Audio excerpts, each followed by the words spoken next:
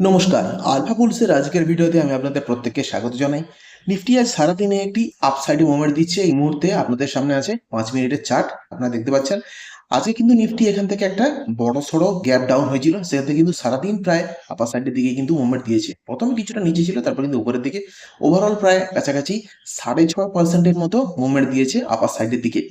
এবার আমি একটা লাইন ড্র করে রেখেছি আগের দিন থেকে, দেখুন, যেটা আছে 23,800 টু 23,256, অর্থাৎ এই 600 পয়েন্টের মধ্যে 23,200 থেকে 23,800 এর মধ্যে কিন্তু একটা ভালো সাইডওয়েজ জোন আছে। অলরেডি মার্কেট এর মধ্যে কিন্তু সাইডওয়েজই ছিল। অতীতে কি হয়েছিল একবার দেখা যাক। আমি একদিনের হিসাবে আপনাদের সামনে চার্টটা দেখাচ্ছি। এইটা হচ্ছে ওয়ান ডে ডেলি চার্টে, দেখুন one day daily chart. So daily চার্টের হিসাবে কিন্তু আপনারা দেখতে পাবেন 24,483 সবচেয়ে আপার সাইডের জোনটা আমি মার্ক করে রেখেছি এখানে। আর তার নিচে আছে 24,400। 24,400-র কথা আমি হয় বাদই দিলাম। এই জোনটাকে কিন্তু ব্রেক করা এই মুহূর্তে অনেক মুশকিল আছে। এই মুহূর্তে মার্কেট যেখানে ফেসেছে সেটা হচ্ছে 23,800 টু 23,256। 23,800টা কি আগে একটা ভালো সাপোর্ট বা রেজিস্ট্যান্স হিসাবে কাজ করেছিল, যার জন্য বারবার এখানে গিয়ে মার্কেট বাধাপ্রাপ্ত হয়ে ফিরে আসছে। বা এই জোনটা যখন ব্রেক করলো তখনই কিন্তু মার্কেট নিচের দিকে একটি ভালো মানে লোয়ার সাইডের দিকে মুভমেন্ট দিয়েছিল। অতীত দেখা যাক একটুখানি। অতীতে দেখলে কিন্তু একটা জিনিস আপনারা লক্ষ্য করবেন, এইখানে কিন্তু দেখুন এইটা হচ্ছে 24,883 লাইন। সো আমি যদি আপনাদের ড্র করে দেখাই তাহলে দেখুন এখানে কিন্তু মার্কেট একবার, দুবার, এমনকি এখান থেকেও উঠেছিল তিনবার, চারবার বা পাঁচবারও বলতে পারেন। সো মাল্টিপল টাইম কিন্তু মার্কেট এখান থেকে একটা সাপোর্ট বা রেজিস্ট্যান্স হিসাবে এই জায়গাটাকে কিন্তু অ্যাক্ট করেছে। বারবার এই জায়গাটাকে কিন্তু মার্কেট রিঅ্যাক্ট করেছে। সুতরাং 23,800 যতক্ষণ না ব্রেক হচ্ছে প্রপারলি বলা যাচ্ছে না যে আপার সাইডের দিকে মুভমেন্ট দিবে কি লোয়ার সাইডের দিকে। ঠিক সেই রকমই যখন মার্কেট 23,256 আসছে নিচের সাইডে, তখনও কিন্তু একটা বুলিশ প্রেসার বা বাইং প্রেসার আসছে।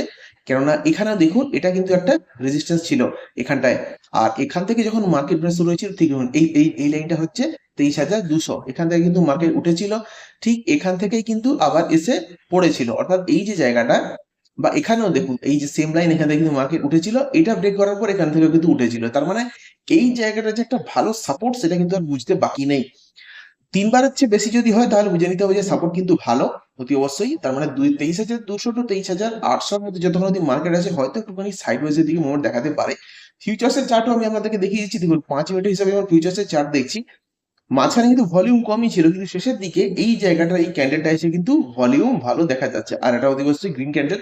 তার মানে আশা করা যাচ্ছে যে কিছুটা পরিমাণে হয়তো নিচ থেকে বুলিশ প্রেসার আসছে, হয়তো সম্ভবত মার্কেট উপরের দিকে যেতে পারে এই জায়গাটা থেকে। তো খেয়াল রাখবেন যতক্ষণ না এই 800 ব্রেক করছে ততক্ষণ কিন্তু মনে হচ্ছে না উপরের দিকে মুভমেন্ট দেওয়ার সম্ভাবনা আছে।